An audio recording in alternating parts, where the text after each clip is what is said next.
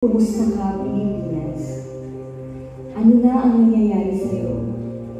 Ang bayang may dangal, may pananampalataya, may malasakit. Ngunit ngayon, pumasok ang sugal na sumira ng mga pamilya.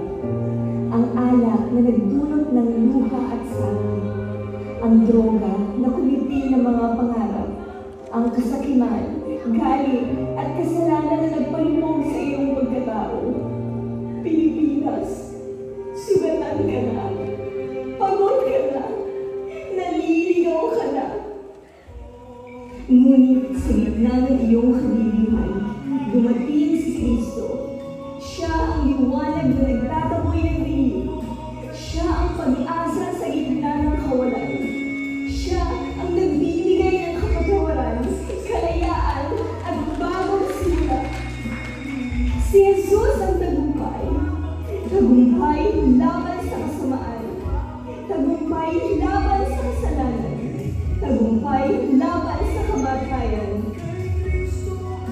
Pilipinas, bumangon ka muli. Dahil habang si Kristo ang nasa iyong puso, hindi ka matatalo. Hindi ka matutulala.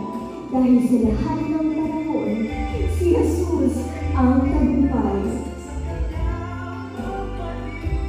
Kung ang aking bayan na tinatawag sa pamamagitan ng aking pangalan ay magpakumbaba at manalangin at hanapin ang aking mukha at tumalikod sa kanilang masasamang lakad, ay dirinhin ko mula sa langit at ipatatawad ko ang kanilang kasalanan at paggagalingin ko ang kanilang lupain.